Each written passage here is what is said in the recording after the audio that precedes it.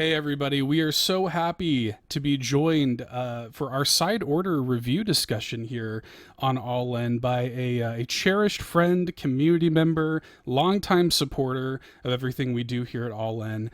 Somebody who is thanked incessantly across various forms of the internet with the classic "Thank you, ScheiGuy." Let's welcome to the show right now, the one and only ScheiGuy. Yay! Yay! Well, thank you guys. I have to admit that getting the all-in yay is peak. So that's really what I came here for. So I'm going to make this short. Peace. Bucket list. See you guys. No, I appreciate it. I'm excited to be here and talk Splatoon here.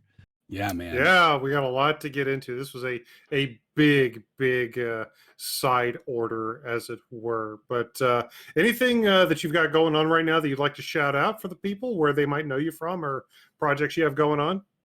No, I don't. I used to be on a different podcast, but I don't have time to do much content creation. But you can mostly find me in the Discord. I'll be willing to throw walls of text at you and chat games anytime. So Very true. If you need some pro strats for side order after the podcast is over, we can point on That's wherever true. he is on the screen. Yeah. No, you're great, man. We've loved having you in our community for a couple years now, and you've been like I said, just a great friend and supporter, and one of our community moderators. Not that our community is like the type that needs to be moderated a lot, but it is great to have you kind of there, and you've always got great insight, even just to bounce stuff around on. So it was high time that we got you here on the show, man. So thanks for coming through. Thank you, ScheiGuy. Thank you. Hey. Well, I'm glad to be here. Yeah, as far as the mod job, it's probably the easiest job in the world. I'm sure. Self mods. Yeah, Just man. in this like darn it. It's like, I'm sorry for my language. Right. Exactly. We do have an amazing community, and we're going to say it at the end of the episode. But if you're not a part of it, you should change that. Join our Discord right now. Exhibit A is on the screen right now. Absolutely. Well, we're happy to have ScheiGuy here with us, making his all-in debut here this week on the show. And let's get into it. Let's talk some Splatoon 3 side order. If y'all have never joined us for an all-in review discussion before, here's how it works. First of all, we do not give numbered scores for our reviews. Sorry, Metacritic/OpenCritic. We think that despite what YouTube commenters say, we think that video games are too complex an art form to distill down to a numbered score. However, what we are going to do is break down the discussion in 4 parts for ease of talking and listening.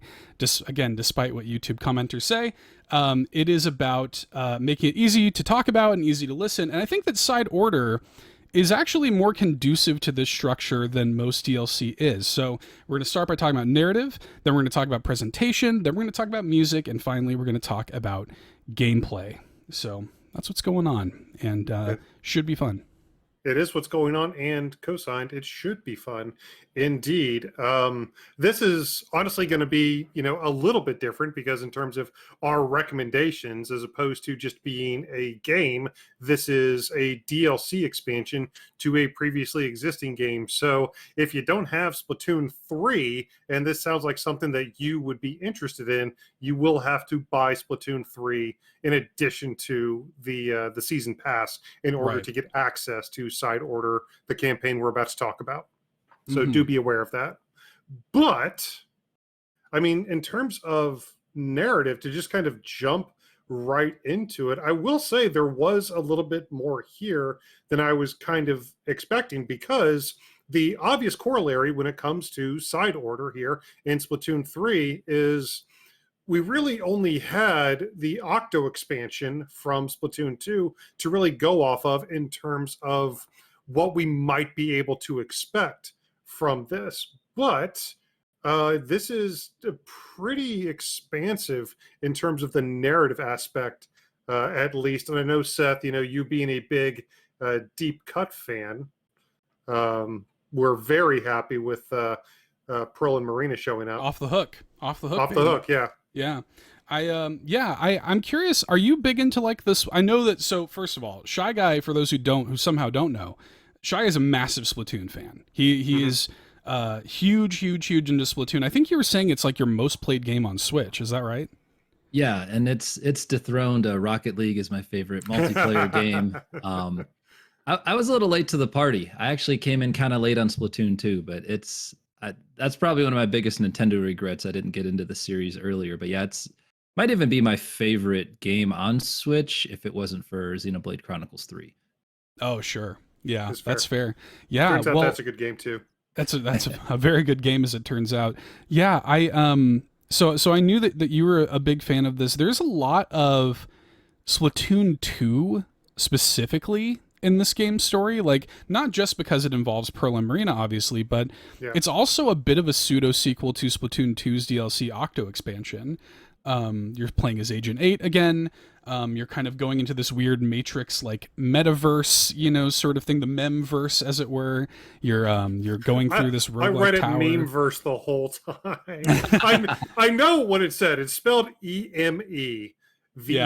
It's spelled, but I just kept reading meme verse in my mind. I couldn't help it. Eric's, Yeah. I came here for the memes. Where are they?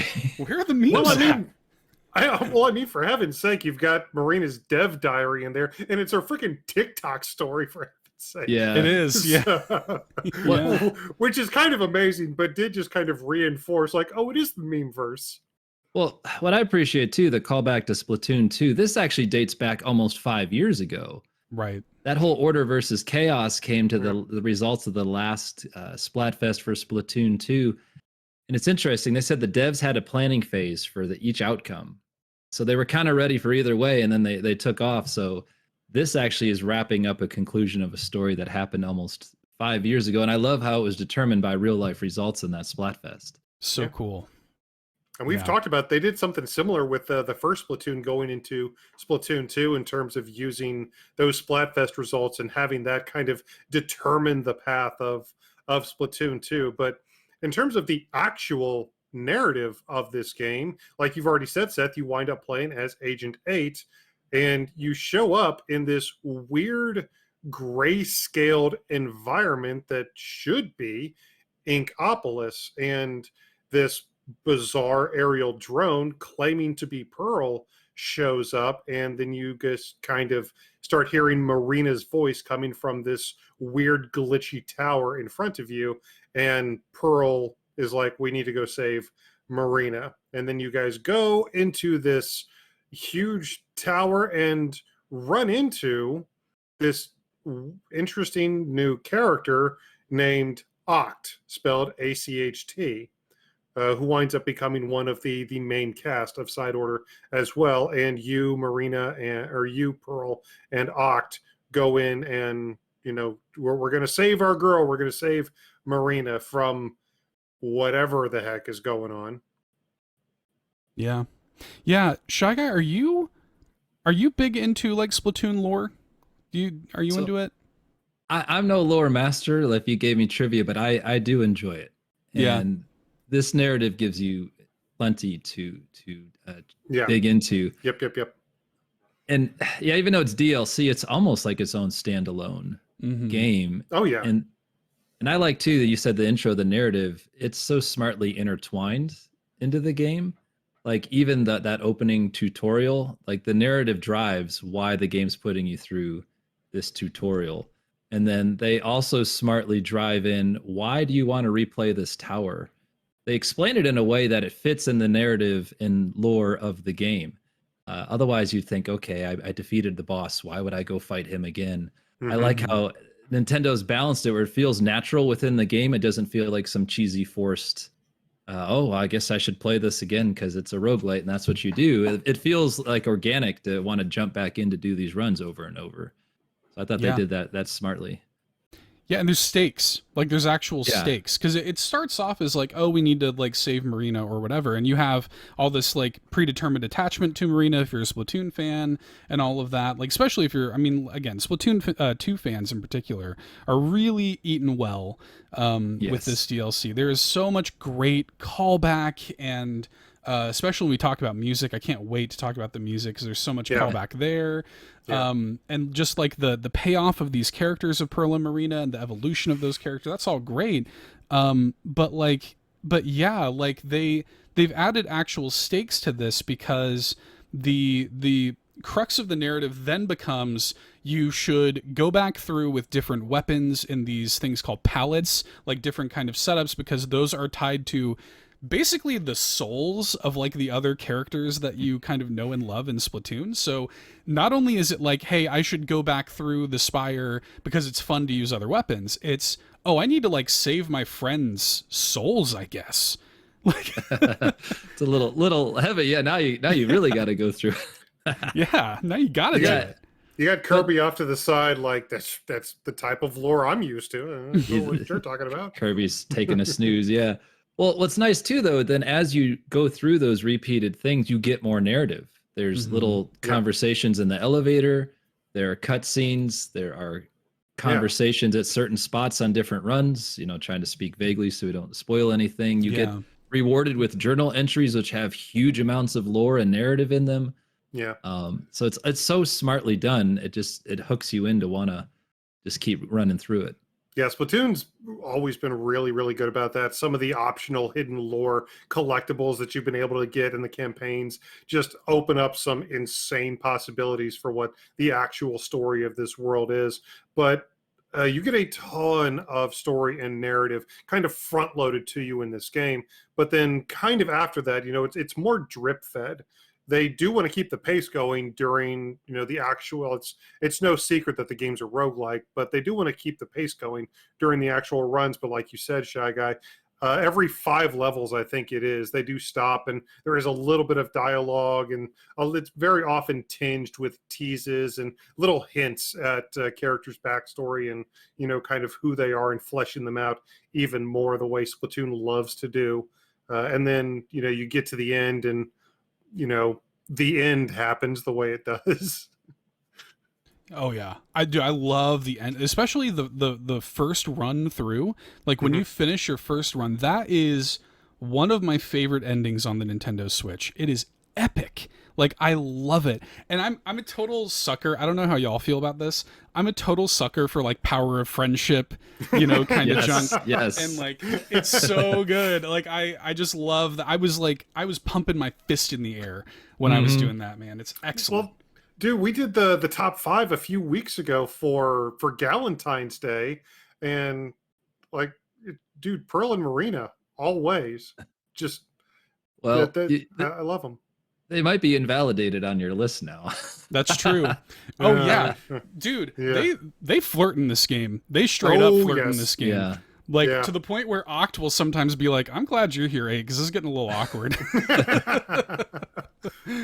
I love Marina's outfit though, but that probably has more to do with the presentation. But just in terms of the narrative of the game, I mean, again, a ton of it front loaded. There's a fairly lengthy tutorial section of the game that, you know, by the time you actually hit the opening credits, I'm like, wow, we're just now getting to that. But you know, fairly front loaded, big narrative, teetered throughout. Is there anything else that we want to say without spoiling anything? I think that's hard to do, but yeah, it did exceed my expectations, because most roguelites aren't narrative heavy, they're gameplay loop heavy, but yeah, the way it just wove in and motivated you to want to repeat those runs. I already had high expectations for this, and we had to wait a long time. Remember, they announced this forever ago. Yeah, I thought maybe fall 2023, and then they were like February 2020. I was like, come on, what's taking so long? But the wait was worth it. But yeah, I love how that narrative, I mean, it exceeded what I was expecting out of it. Yeah. Yeah, can I just say too, because Eric, you mentioned it's like a little while. I love it when they this is such a stupid little thing. I love it when you hold back the title card.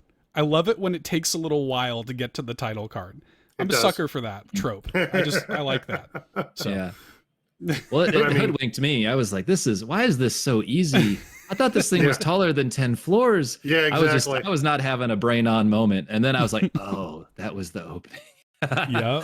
Yeah, but it's epic. Yeah, when that crawl hits, yeah, you're like, okay, this is going to be, you're in for it. Oh, this is one of those games where they do the credits at the end. This is all post-game content at this point. It's good stuff, man. Yeah. But in terms of the presentation, I think one of the big draws about this, and I'll honestly just kind of echo something we said during our Mario versus Donkey Kong review, is like, this is a first-party Nintendo title, and as such, it's got all of that presentational polish that you would expect from the big end. But we finally have it in roguelite form. here with Splatoon Side Order. It is absolutely Splatoon, but Side Order absolutely has its own identity, very obviously kind of front facing with the much more muted color palette that we see throughout the content. So good. Yeah, I think they've described it as near cross Splatoon, but Yeah. you kind of tell they were perhaps they borrowed some motivation from Nier, but it's so good. Yeah, the whitewashed visuals, and I like what they don't use. They use darkness and silence so well in the presentation, but man, is it so atmospheric. Yeah. The immersion was unreal. I would play and like the rest of the world just melted away, and like one of my kids would talk to me and I'd be startled because I'd be like, oh, there's a real world out there. Like right. it's so good. I got locked in the meme verse. Yeah. yeah. I love those cuz yeah, like the muted sort of pastel color palette that it has, these kind of like off-whites and pinks and purples and stuff. I adore it. But what it was like, I remember I streamed the game for a few hours when it first came out, my first kind of experience with it. And I literally had to stop. I was like, yo, this ink is beautiful. Like Yes. the glittery ink is beautiful, and like the ways that like as you're going through and you're equipping chips, your ink color changes. Oh, that like, was man, awesome. so cool and effective. I love that. Yeah, Oh. typically, the traditional Splatoon ink it's almost like rainbow colored Nickelodeon slime. Essentially, it's Yeah. very bright, incredibly vibrant, but going along with the theme of this title, even the ink has more muted color palettes. It's not as bright, it's not as in your face. It certainly adds some much needed color to proceedings, but it's not exactly like a slash of blood in the snow or anything like that. But I do still think they found a nice balance to I mean, you mentioned the kind of glittery undertones that the ink has in order to, even in some way give even that its own visual identity here that separates it from the rest of the story. And it contrasts, right? Because the enemy ink is like jet Just black. Jet, yeah, So that just glitter, nothingness. yeah, that sheen really contrasts with it too. So yeah, it was, the presentation was awesome. And then the small polish, like the pearl drone, that's pearl even though you're looking at a little hovering head drone, Yeah. right? And I don't know if you guys did it. If you spin in a circle, she eventually imitates you and does a little spin animation. Like I haven't seen that yet. I'm absolutely doing that. Little things like that. I may or may not have paused a run in progress so we could. So I'll definitely have to check that out when I restart that run. You're doing it wrong. You should be doing the run. Yeah, while doing the review, like mid There you review. go. The run. And then just the presentation, I just love little polished things like that. Or in the lobby, there's all those pillars. There's certain ones, if you navigate to, there's little graffiti on them with little Splatoon icons, and there's a Pearl and Marina on there. Or even the bosses, what do they call them? The gelatins? Yeah.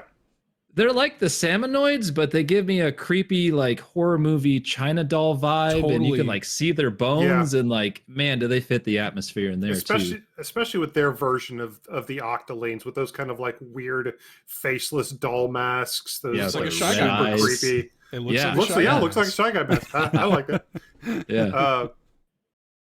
But even in terms of the presentation and just the tower and everything that the antagonistic forces are trying to do in terms of they mentioned grayscaling, and it's kind of visually represented in terms of sucking the color out of the world. And even within the individual floors, the individual stages, there's a lot of environmental storytelling going on in the background. You can see like these caged elements, like these caged creatures from the Splatoon universe being like almost like the monsters from Cabin in the Woods, just stuck within these translucent cages, just being transported around this massive grayscale factory for processing. Just the environmental storytelling that's going on in addition to going through the stages and playing through the game itself. It's those little touches, it's those little details that like Nintendo's just always nailed consistently.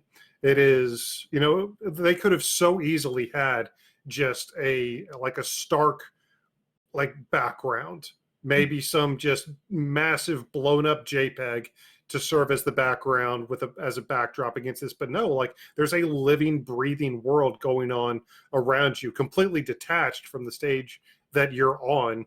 But I mean, you can very easily stop and look around and see this kind of evil factory doing its thing while you're trying to stop it. Mm-hmm. Yeah, I appreciated that because they could have just put a big whitewashed wall, like you said, in the back and been like, well, it's a blank tower. That's what it is. Yeah. Yeah, but yeah, it really adds that to the ambiance too. And I don't know, too. Did you guys notice on the pallets, after you beat them, you can load them and there's little comments from the characters. Oh, yeah. Weapon kit and stuff. Oh, yeah. That's cool. And then they also, they double as like an electronic drum pad. You can play them when you got the chips on there and stuff. Oh, snap. Like, all those little things. Yeah. All of that adds up, and Nintendo understands that. I think a lot of developers perhaps underestimate all those little polished details really add to the presentation. And this really nailed it. This nailed it. Yeah, we'll talk more about it when we get to the gameplay, but you can get multiple of many of the chips in order to enhance the effect that it gives you. And a lot of those, like that dialogue that you're talking about within the chip menu, like however many chips, there's a lot of them. Like you unlock the final piece of little flavor text once you're able to like get max chips and get the maximum effect. Whenever you get one for the first time, it unlocks, I think, the first piece of flavor text from Oct, I believe, is the first one. And then I think the next one is Pearl. And then finally, the last one is Marina. But just, again, just having those extra little unlockable pieces of hints and just teases of the lore and the character depth there is just, it's why Nintendo does what it's why we do a podcast about the company. Yeah, I mean, it pulls you in to all of that adds up. It really pulls you into the moment there. And the Splatoon universe, it just seems such a cool vibe. You want to go there.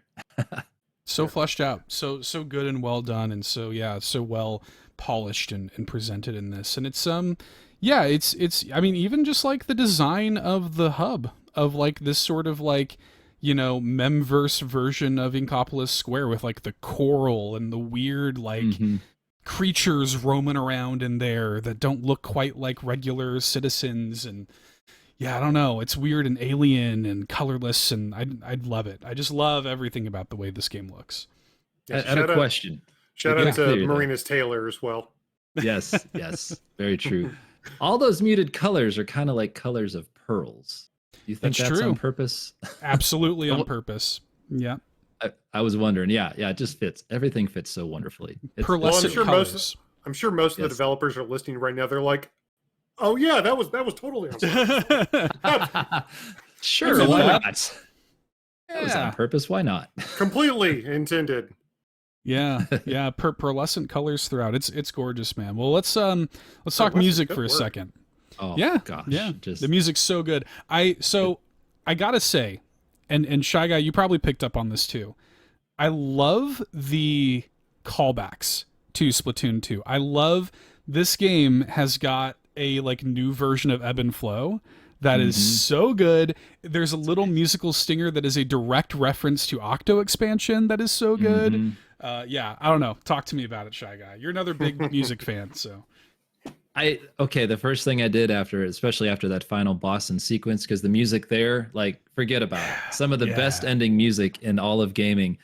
I immediately went and looked for the soundtrack, even if it was by devious means. And there's some on YouTube. All In does not endorse piracy, but there's some on YouTube. Yeah, I mean, the callbacks were incredible because it's not just fan service. It's a new enough remix on the song. It's fresh and new, but the quality is even better than the original songs, which were phenomenal. I mean, yeah, I got new headphones that are good for music. I don't know if you can I'm going to get blurred, but I bought them and I immediately, as soon as I started playing, I plugged them into my Switch. I was like, told my wife, I said, honey, I'll be available in about an hour. And I just so I could hear the music better. Yeah. It's amazing. And then even they have different, like, you know, in-game bands that will play music depending on which type of the mode you play. I know we'll get to gameplay in a second. There's like the blow up the portals or move the 8-ball. Right. But then there's a version of those songs depending on what floor you're on. There's Right. 1 to 10, 11 to 20, and 21 to 29, and they get more intense and more layered as well. So not only is the music fire, it's implemented in this genius way. And man, on the final boss scene too, I mean, boy, you're in the moment with that song. Like you are, like you got the power of friendship. You feel the power of the. I have goosebumps. It's hard to not. I had to stop talking so don't spoil anything. But yeah, it's memorable. The other thing is I went right back on YouTube and watched the ending sequence again just to hear the songs. Like it's amazing. I can't necessarily speak on that deep of a technical level about the music, but honestly, Splatoon has very quickly been creeping up my list of favorite Nintendo IPs from a musical standpoint. Like, I would be hard pressed doing this review right now to tell you with a straight face that I don't think Splatoon has, by and large, in general, top to bottom, the best musical catalog in Nintendo's IP. It's really, really good. And the best way I can kind of describe the music, aside from just us singing its praises for the next half hour, is you could take most of the tracks in Splatoon 3 side order. If you added some lyrics to them, you could easily hear them on like a K-pop or a J-pop like top 40. Like just immediately. It's just got those incredibly punchy, just super melodic, incredibly harmonious vibes that just lend so well. I mean, Splatoon is so built around the music. The main NPC characters for every game thus far have all portrayed themselves as these entertainment acts. The Squid Sisters, Off the Hook, and now Deep Pop Cut. idols. Yeah. And what's awesome too is there's in-game bands. So all the songs have different styles, and you can tell which quote band is playing that song. I mean, it's so intelligently well done. It's perfect, background music to listen to. I even had it playing in the classroom. Some of the students were like, "What is this?" I was like, "You'll learn. Don't worry about learning math. Learn what this music is." And it's more important. Yeah. Yes. So again, though, Nintendo could have phoned it in. It could have been like, "Hey, this is DLC. We're linking back to old, Splatoon 2, and just thrown in Splatoon 2 songs for fan service." But the fact that they did an entire, new soundtrack and the way it fits in, and some of it too is so atmospheric. I don't know if you guys played some of the levels. You can choose danger, right? And sometimes it's lights out. Yeah. Yes. And then the enemy's eyes are glowing, but then It's the music creepy. that play. Yeah, but then the music that plays during that, like that adds to it. And oh man, yeah, it is creepy. But it's so good. I hope. I know there's the Splatoon 3 soundtracks on CD. I hope Side Order gets that treatment as well. Yeah. Yeah. The different musical acts, the different bands. Weirdly enough, Seth and I did we actually did kind of a breakdown of the Borderlands franchise for some of our Patreon exclusive content this week. Go ahead and pop your free trial to the Golden Banana Patreon tier. But the gun companies in Borderlands and the way that they use those to kind of illustrate and world build, almost kind of, I know it's a really weird corollary, but the way they use the gun companies in Borderlands almost reminds me of the way they use the individual like in-universe fictional bands here in Splatoon to do kind of a similar thing. Right. Yeah, it's true. Yeah, it definitely fleshes out and it creates little moments where when you meet a character, one of the NPCs in Splatoon 3, is her name Harmony, the one that runs the shop, the general store. Yeah. She's she's part of I think it's like the Chirpy Chips or whatever, like that band. And so it's kind of neat, like for people who are into it. And Oct has a pseudonym, DJ Deadfish. And people who know, if you know, you know, Yes. and so it does sort of build upon stuff, but it's even, I love the way she was actively trying to be incognito during most of it too. Yeah. With the cap pulled over and the shades and everything. Big time. Yeah. We know Oct. We and, well, and no spoilers, but they integrate coming into the ending of your first run anyway, the finale of the game. The music is integrated at such a intrinsic level in that final sort of sequence that like it really feels like such a necessary component. It feels like such a crescendo moment of everything that has led up to Side Order. Like it really, Yes.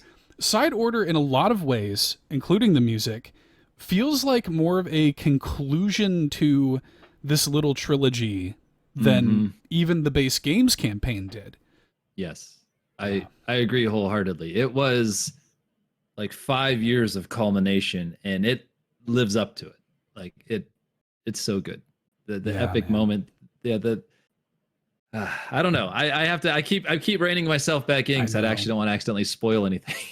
I know. But yeah, I know. it's incredible. If you're listening to this and you haven't played it yet, it is definitely worth your time. Hmm. But we're gonna get like Splatoon 4, and it's just going to be a mega band made up of all the musical acts up till now. It's going to be Deep Cut, Squid Sisters, and Off the Hook, who have all created like this super group. I mean, it's aquatic themed. We'll call them the School of Rock. Why not? Just go full circle. Why not? Just go full circle. I love it. But I mean, yeah, it turns out that from a narrative standpoint, from a presentational standpoint, and from a musical standpoint, turns out they've done a pretty stellar job with Side Order so far. Does that continue with the gameplay, gentlemen? Let's talk about it. So, as we've already established, Side Order is in fact a Nintendo developed and published actual factual roguelike. So if you've never played a Splatoon game before, it is a third-person shooter, but instead of using bullets, you use ink and paint to splat your enemies, in air quotes. And you have a number of different tools, just like you do in typical shooters. You've got, pistols and shotguns and sniper rifles. In Splatoon, you've got the hero shot and paint buckets and dualies and paint rollers instead. And you use that instead of more traditional implements. And you can play online multiplayer, you can play the campaign, but they have transitioned that third person ink based shooting mechanic pretty perfectly into the roguelike format. Wouldn't you guys say? Absolutely. The first thing I wrote down was this feels very Splatoon, Hmm. while also still feeling like something wholly unique. The ink mechanic in Splatoon might be one of the smartest designs to me in all of gaming, right? Because Yeah. Splatoon's a PvP competitive game. It's a Mm-hmm. painting game.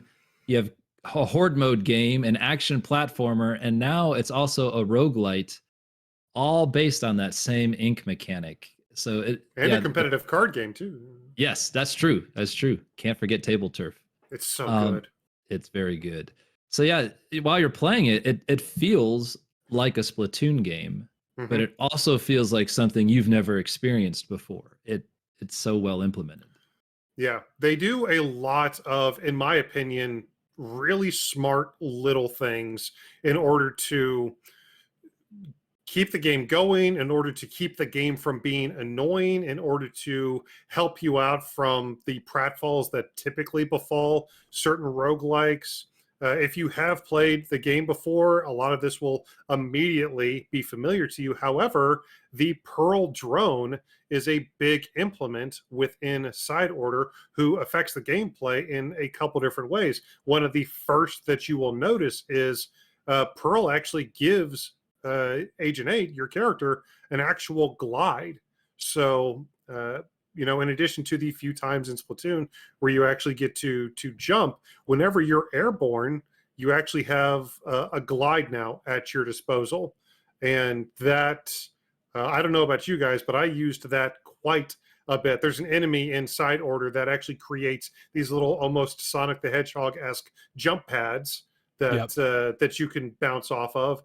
And, getting to the high ground is very often, to sound like Obi-Wan here, getting to the high ground is very often a good decision in this game. Those jump pads can really help. And that extra maneuverability you can get from Pearl as the drone can be a lifesaver sometimes. But that's not the only way she's implemented into the gameplay. ScheiGuy, what was it you who told me that Pearl Chips was easy mode? Yeah, so one of the gameplay things, right? You talked about you can add these chips to your palette Yep. and you have 40 slots. So when you get to a floor, it'll give you one of 3 different challenges, easy, medium, hard, and it'll tell you a chip that goes with it if you beat the challenge. And they range from anything from you can move faster, it modifies your weapons in ways you've only dreamed of in multiplayer. You can have a splatter shot with 180% range with homing shots, Oh my like you can God. snipe from across the screen.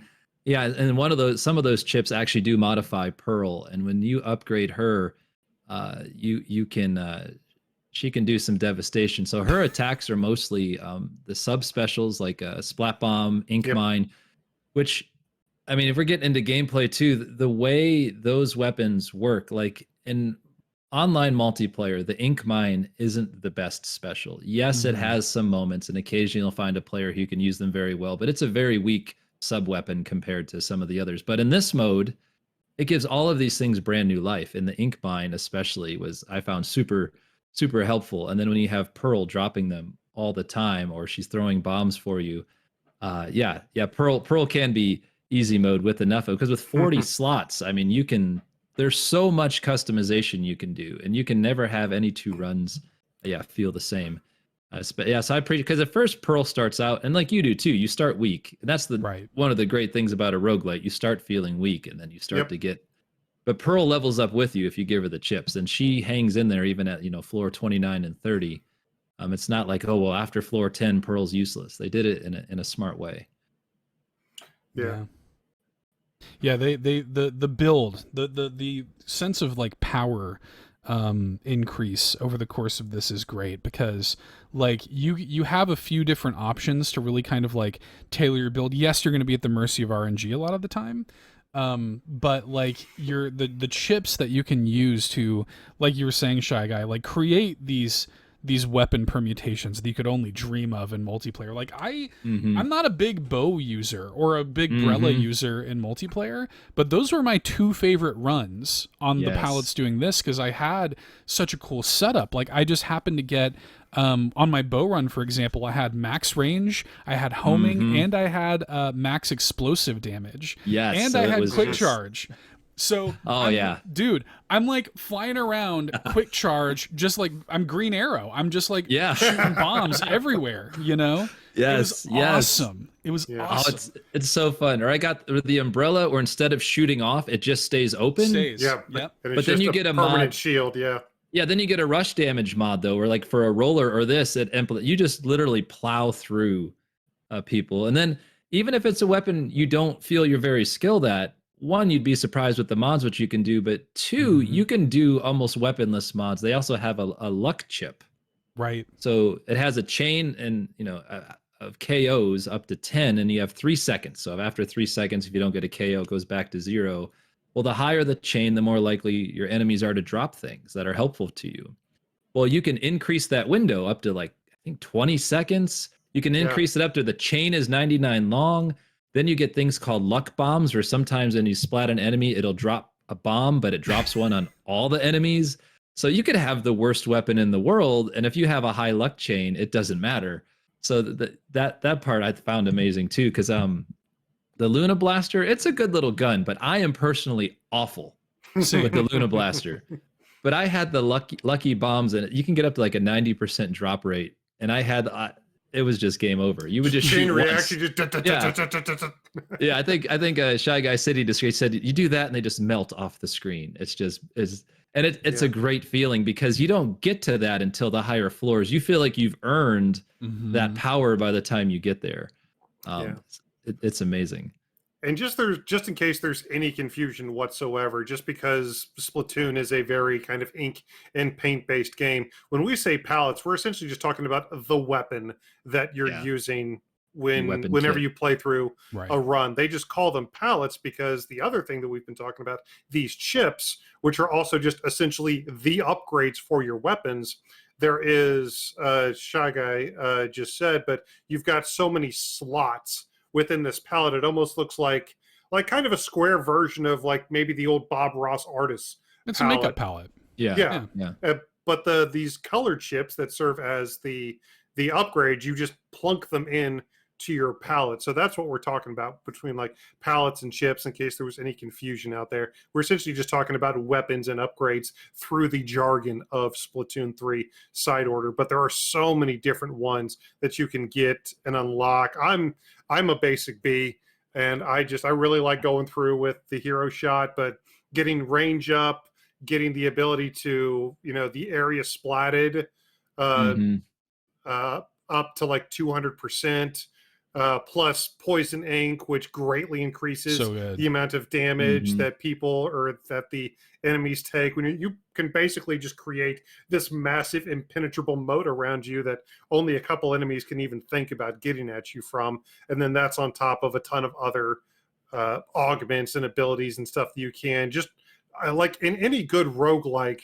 You can wind up with wildly different builds that have completely different effects, even if you're going through with the same weapon. But because this is Splatoon and because there are so many weapons that the game has introduced, just the ability to play through with so many of those throughout the course of the game. You do have to unlock many of them, but having so many at your disposal, and again, kind of rediscovering them, like you guys have already been talking about, can really make you look at something in a new light. Maybe not necessarily to the point where you would bring it into a multiplayer match, but to be able to have a newfound appreciation for something that you hadn't previously used and find, a lot of practicality for it within, the vein of side order. And there's just so many really cool small things that the implementation of that does correctly. And even if you really like a main weapon, because the palettes come with your main weapon, your sub weapon, aka grenade, and your special weapon,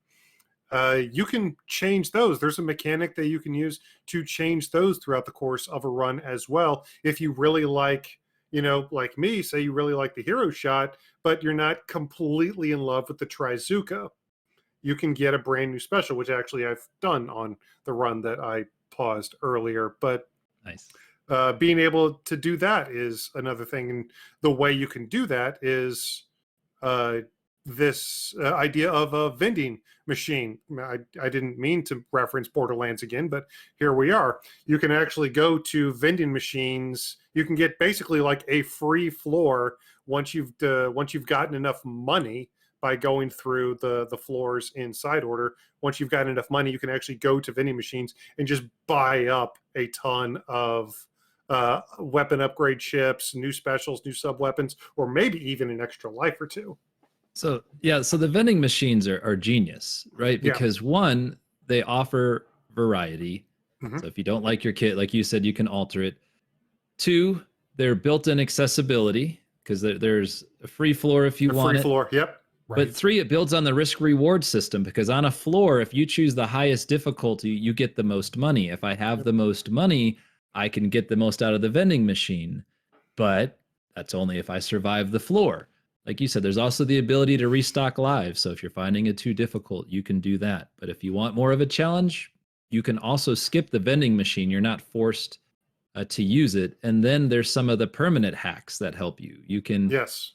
buy a hack. So, well, I mean, we'll get into defining what those are, but you can make it where for a price, you can actually reset the vending machine. So if RNG is something you don't like on roguelites, this has built-in mechanics to minimize that.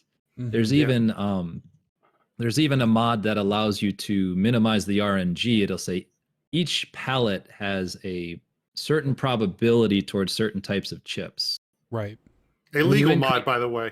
Yeah, when you increase those, when you buy that mod from Marina, you increase the odds that you'll get those chips, and you can actually lower the RNG if it's something that annoys you in roguelites. So those vending machines are a brilliant way to put in variety, to add accessibility, but also build on. I think the gameplay has an excellent risk reward system built in as well.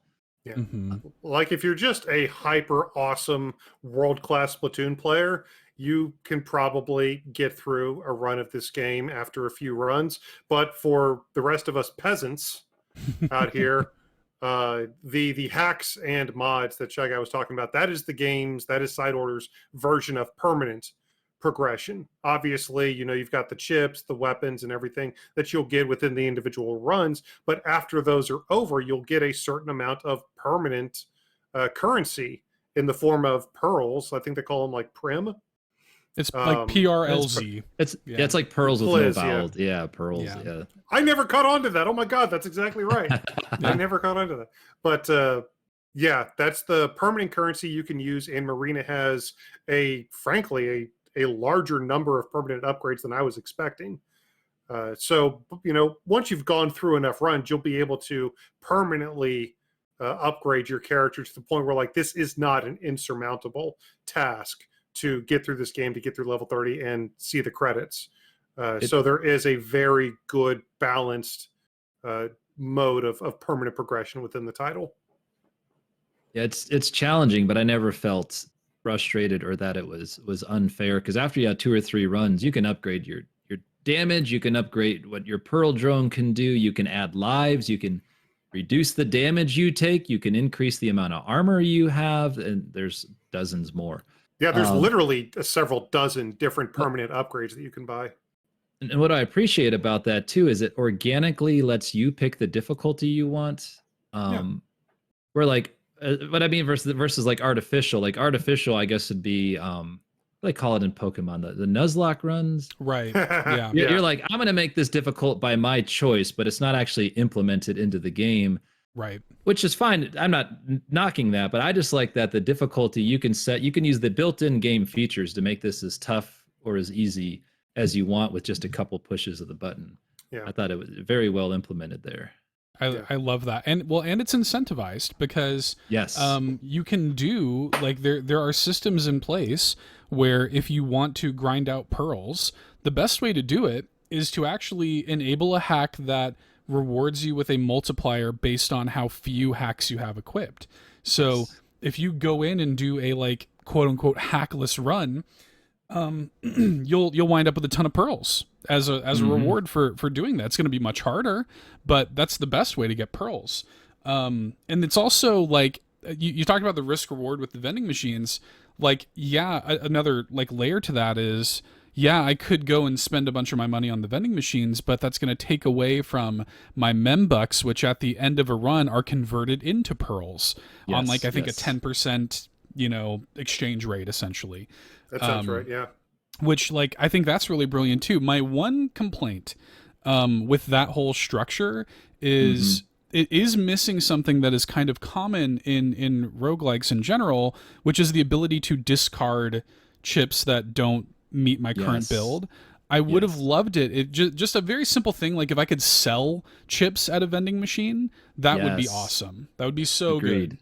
Yeah, I did feel that. There was a few times I was like, eh.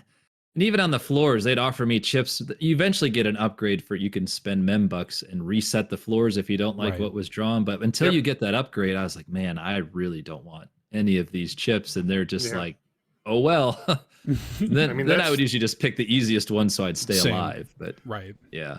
I mean, at the end of the day, it is, it is a roguelike, that double-edged sword. You've got the incredible amount of variety and experimentation and variety, but that RNG can sometimes nip you in the bud, and you can wind up cornered at the drop of a hat. You can wind up just with a terrible draw of chips that does not play into your chosen weapon at all. I died on floor 29 because I went all in on Pearl, and I chose a danger level, and it said no drone, and I was like, oh no. But I like. Well, go ahead. No. Go ahead.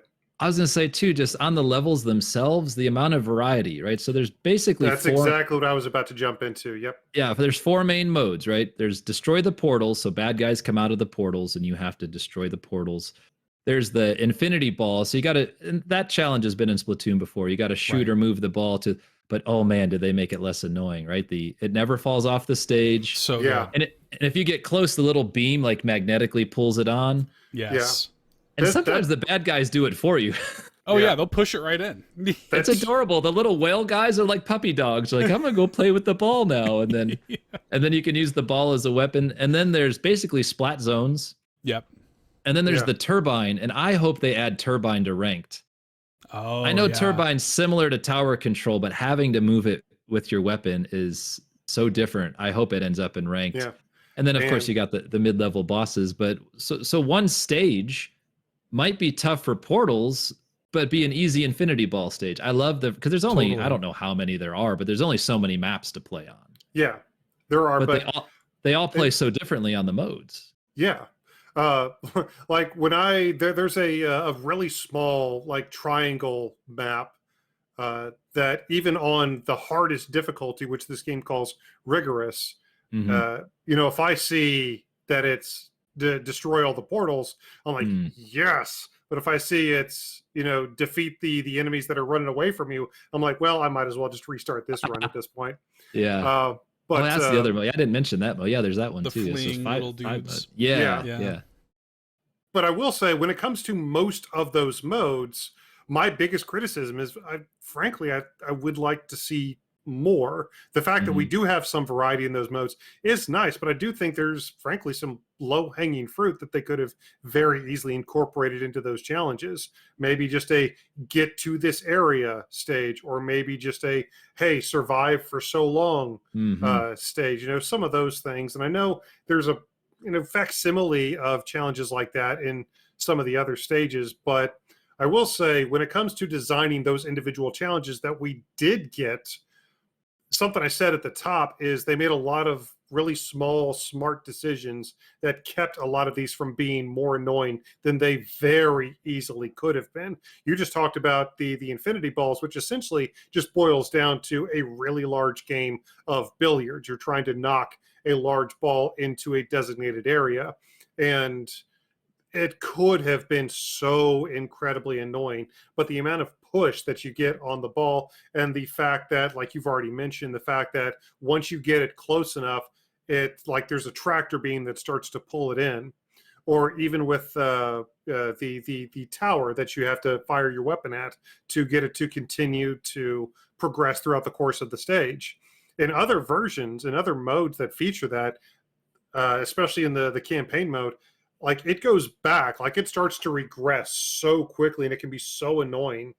But that doesn't really happen here, not nearly at the speed that it happens in other modes in the game. That could have also been severely annoying.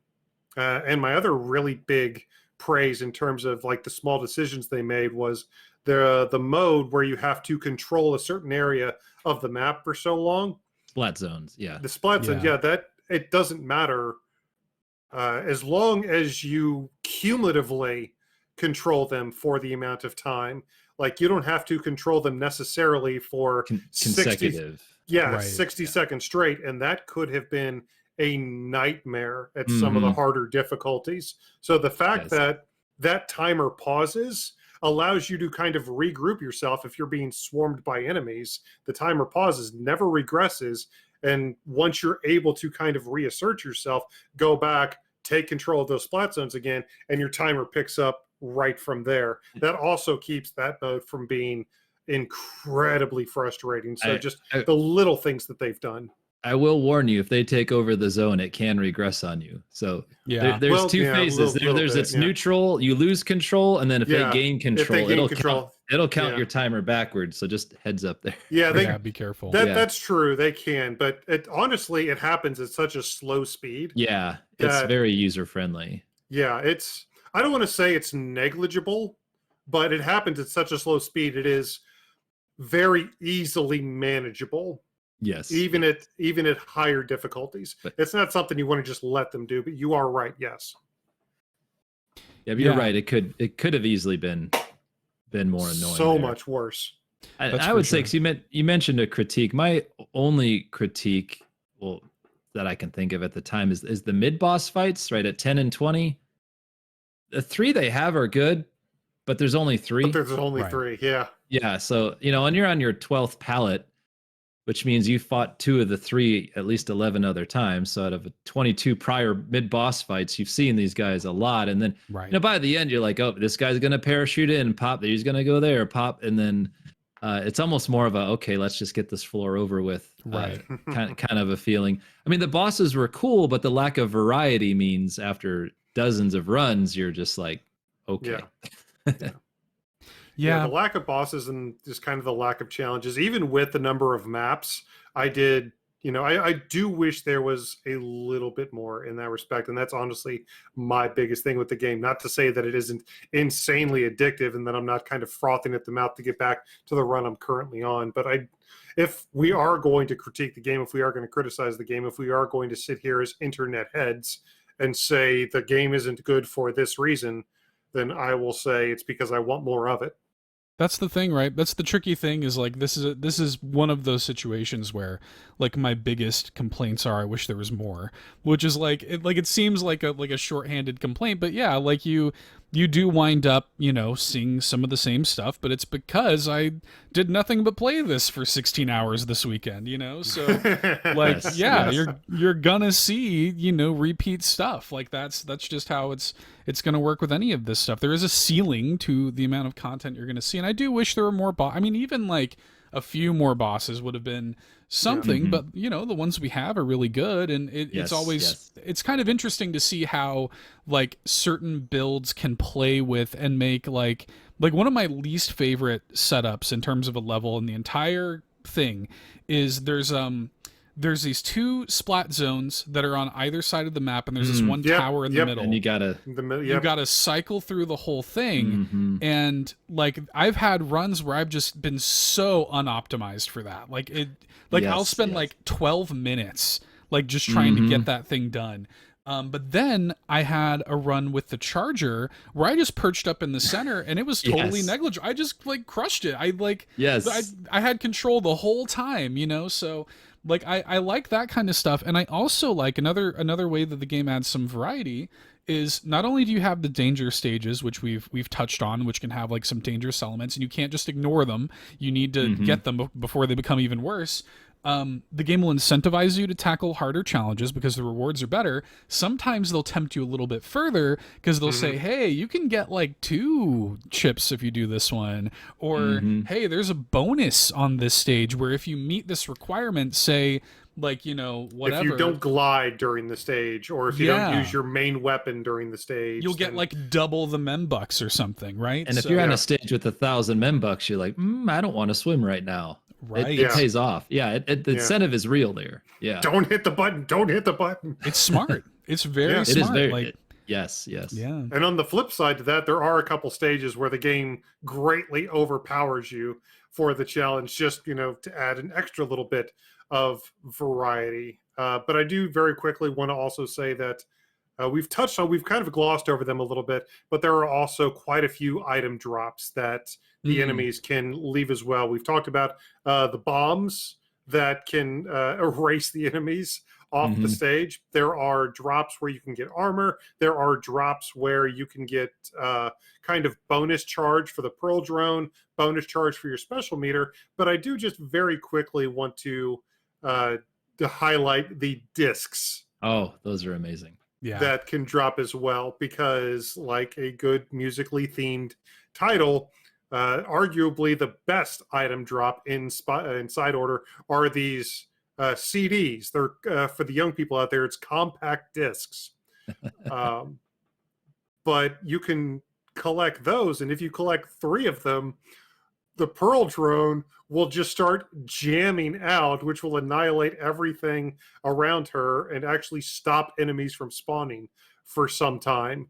So a lot of different items. It even freezes the final boss. If you get it on him, he's frozen. Yeah. Yeah. Real quick, this is totally random, but on your repeated runs, did you notice the final boss had a pun? Yes. Based on what number run you're on his name? The title. Yeah. And no spoilers, but the final boss's actual name is one of the greatest puns of all time. I'll let people discover that on their own. It's real good. But another thing I love about all single player Splatoon, but especially this mode, is it teaches you to be a better online player. You have to be good at basic mechanics to survive these floors. Like Eric brought out, he liked when he had a lot of ink coverage.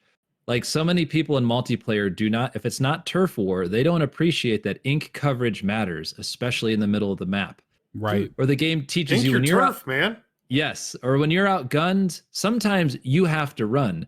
You cannot just run in guns blazing straight into the hordes in this game. Now, maybe floor 29 and you have a ton of chips, you can. But in general, you can't. You have to be strategic in where you are on the map. You have to leave yourself an exit. You have to know how to shoot and swim, shoot and swim.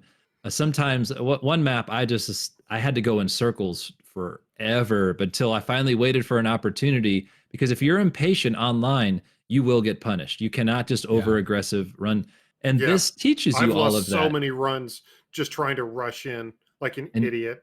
And you can, I mean, all of us have. It's impulsive. You want to do it, especially if you got a good run. But then when you go online, you're going to be a better player. I mean, you're not going to hit X rank and be playing with cheesy necessarily, but and even if you only like co-op, that's going to make you a better salmon run player. So it's amazing, just by naturally beating the levels, the game teaches you the core mechanics you need to succeed in any mode. And I love that. The single player's always done that, but I feel like this does it on a different level and in a way that just, it's a natural part of the gameplay. It's not like, well, here's a level where you have to jump a bunch. It's, if you don't use these mechanics, you're done for. Yeah. And I just love that. I feel like it's such genius game design. Yeah.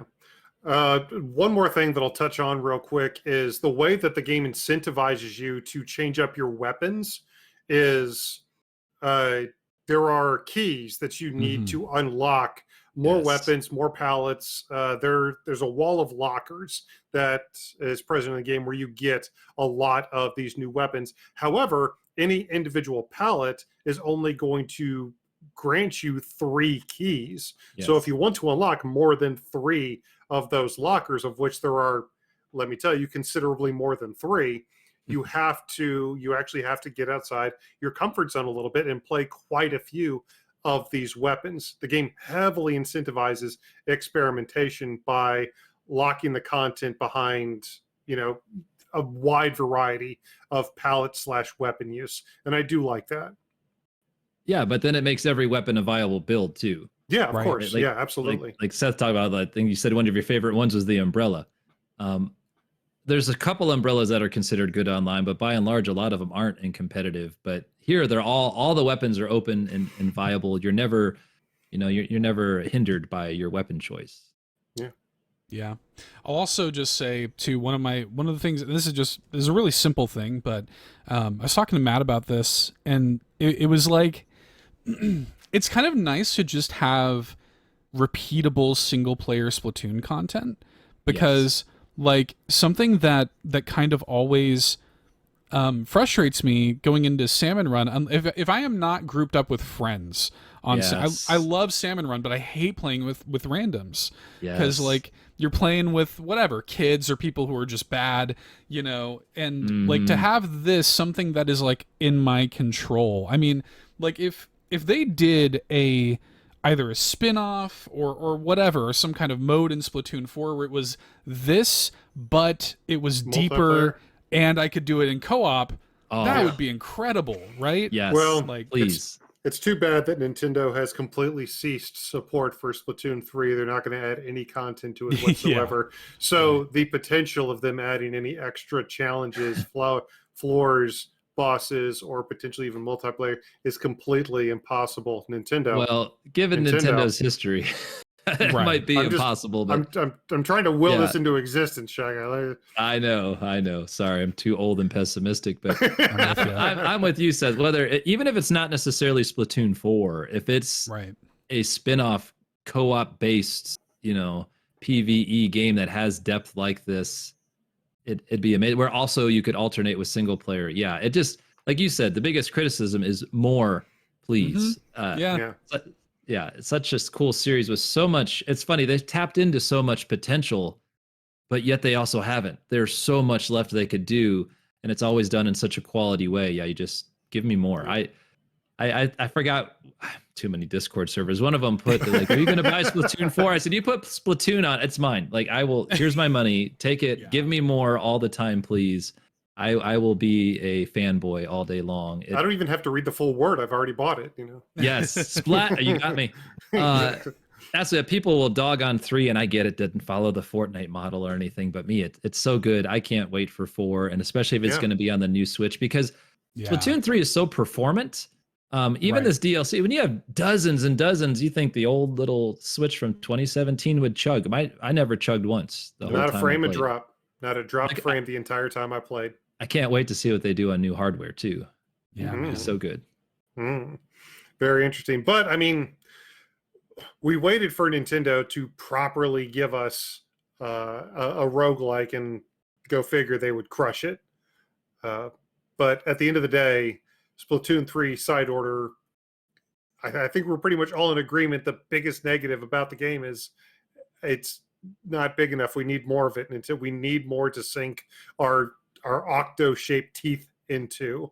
So if you want to release this as a spin-off or delve a little bit more into this, we wouldn't hate it. But I mean, as far as side order goes, that's another pretty substantial win for the Splatoon franchise. I think we're all pretty much in agreement on that. It's basically perfect. For me, Yeah. it's sitting at Game of the Year right now, and it's going to be tough to dethrone it. Yeah, I mean, that's it's gonna just be so weird, much right? fun, so much variety. The music is amazing. I mean, we just touched on the performance, but again, the polish and the personality from Pearl. It's just the amount of personality from a metallic airborne drone in this game is probably more than most human NPCs you'll see in games the whole rest of the year. But yeah, it's amazing. It really is from top to bottom. If you have Splatoon 3, you've probably already purchased this. If you haven't, blink twice if you need help. But aside from that, I wonder if Nintendo might put it on the NSO expansion pack. But regardless, someday. outside of that, it can't come more highly recommended from me. Same. And just to those who want to maybe dive in fresh and you don't have the main game, it is now going on sale often for $40. So in the US. So keep an eye out for that too. So then you could get that and the expansion for 65 US instead of 85. So just keep an eye out for your sales. As the game gets older, it's on sale more often. Right. Yeah, and the expansion passes I think $24.99. Which like wave one of it was kind of whatever. Everybody was really buying it for this. Yeah. You know. Yeah. But the reward you get for beating the game, no spoilers, coupled with wave one, made wave one retroactively worth it. They just didn't market it very well. Right. Yes. It kind of Shouldn't have called it wave one. Yeah, it's weird because I mean, yeah, like side order makes Splatoon 3 this very culminative, like complete, like sort of end of a trilogy where it feels like it is kind of like serving all of the eras of Splatoon living up to this point, right? It's such a complete package. Yeah, it's really, really wonderful stuff, man. So yeah, everybody play side order. It comes highly recommended. I've just been, I've been helplessly addicted to it. Absolutely love it.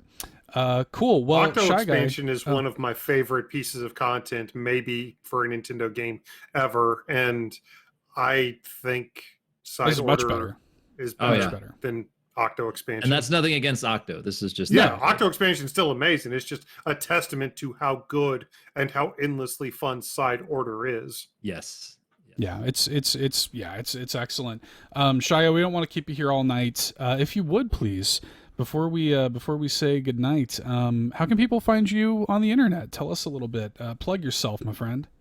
Well, I'm in the All-In Discord as ScheiGuy. So who would have thought? And then I'm on spelled the French way. Yeah, well, it's the first half of my last name. It's a whole story that I'll save for another time. But I'm also it's ScheiGuy. Someone took it on X/Twitter and has been sitting on an empty account for years. So I'm ScheiGuy24 on X. Also on Twitch, I occasionally stream with my daughter, or I'll stream Celeste. I redid my desk setup, so I don't have a capture card on my Switch right now, but I'd like to get back to streaming maybe some Splatoon, especially as I'm starting to get better. For a while, I was so new, I was kind of embarrassed to stream it. But so, and then I hope to stream it to the server we're going to be trying to play in the All-In community this Friday, so March 1st at 10 p.m. Eastern. If you're a fan of the game and want to join us, we're going to try to make something happen there too. Yeah. This unfortunately this will go up after that's happened. Oh, But okay. yeah, but it's okay Well, though. hey, We're gonna join us in the past. yeah, Exactly. time travel, and but it's we'll make sure that that everybody is aware of that, and we'll make sure everybody's able to join in. Hopefully we can get a good little group going, and people can link up and play. So always good, always a pleasure. And yeah, I mean, like there was, we had to get you on for this discussion, especially after all the side order chat in the Discord. So I mean, yeah, thank you, Shy Guy. Oh, yes. No, thank you guys so much. This has been brilliant. I loved being able to talk with you about one of my favorite games, and it's a little surreal to go from listening for a couple of years to being on with you guys. It's been a real pleasure. Yeah, don't meet your heroes. Absolutely. Well, But thank you again for yeah, of course. Thanks for coming through. I'm gonna have links to everything Shy Guy in the video in the episode description. But let's roll out the red carpet for him one last time. Our good friend and yours, Shy Guy. Yay! Yay! Well, thanks guys. Again, man. Play Splatoon. Appreciate you. Yes, play some Splatoon. Co-signed. And co-signed. Absolutely. Folks, if you're watching here on YouTube, we appreciate you for checking out the video. This has been a segmented part of our weekly Nintendo podcast, All In a Nintendo Podcast, which you can find links to in the video description as well. And yeah, please like and subscribe before you head out. We appreciate you for doing that. Links to the Discord and the podcast and everything are down below. And come hang out with us in the Discord. Play some Splatoon with us. For myself, for Eric, for Shy Guy, this has been our review of Splatoon 3 Side Order. We'll catch you next time. Bye-bye. Bye.